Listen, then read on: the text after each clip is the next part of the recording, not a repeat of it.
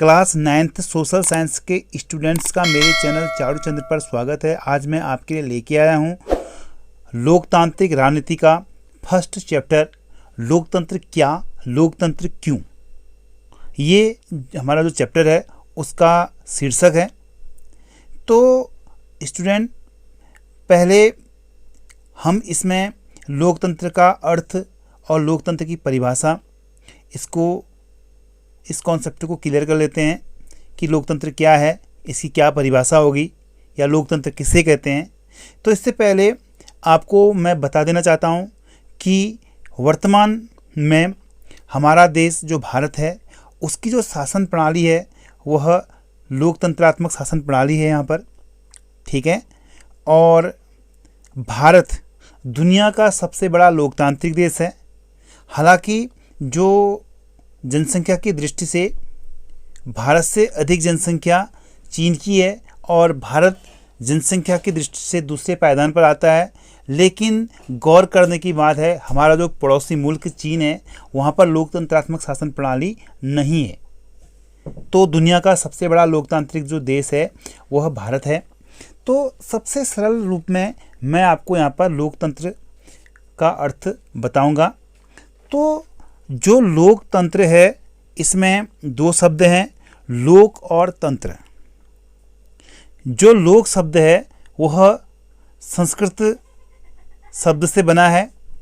तो लोक का अर्थ होता है लोक और तंत्र का अर्थ होता है यहाँ पर शासन, ठीक है। जो लोकतंत्र में लोक है वो संस्कृत शब्द लोक से बना है। लोक मीन्स पीपुल या आदमी, जैसे कि हम लोग हैं, और तंत्र मीन्स शासन। तो इस प्रकार लोकतंत्र का अर्थ हो गया लोगों का शासन, ठीक है, लोगों का शासन। और जो लोकतंत्र है इसको जनतंत्र भी कहते हैं और प्रजातंत्र भी कहते हैं। तो जनतंत्र में भी वही है, जन मीन्स क्या होते हैं, जन मीन्स लोग और तंत्र मीन्स शासन अर्थात, ठीक है, इसमें भी लोगों का शासन है।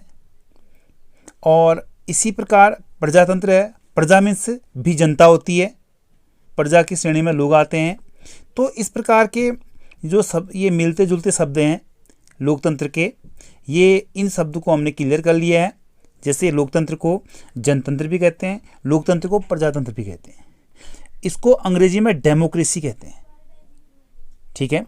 अब यहाँ पर अंग्रेजी का जो शब्द है डेमोक्रेसी, ठीक है, इसकी हम बात कर रहे हैं क्योंकि स्टूडेंट्स जो लोकतंत्र में जो डेमोक्रेसी शब्द आया ये यूरोप से आया, क्योंकि प्रजातांत्रिक जो शासन प्रणाली है उसका विकास यूरोप में हुआ।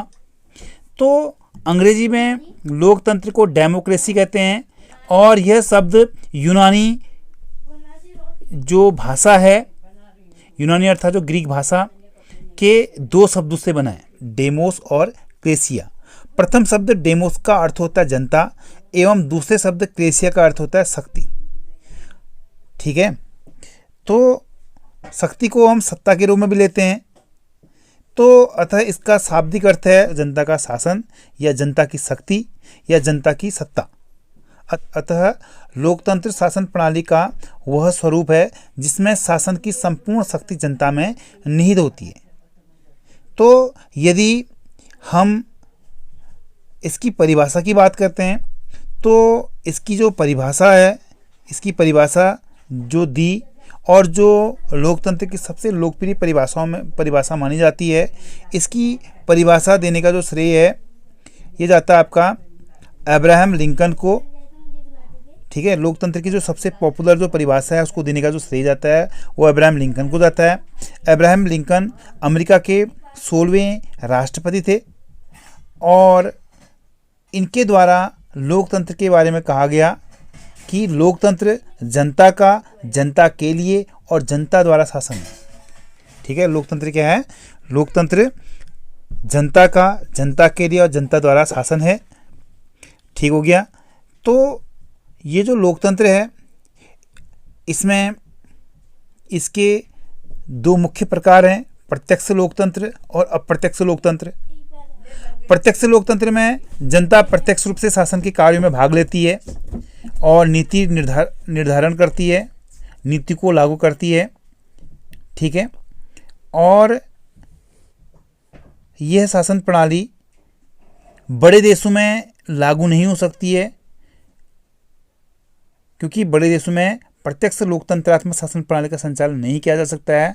और लेकिन यूरोप के कई देश हैं, उदाहरण के लिए स्विट्जरलैंड में प्रत्यक्ष लोकतंत्र का उदाहरण देखने को मिलता है, क्योंकि जो स्विट्जरलैंड है उसकी पॉपुलेशन बहुत कम है।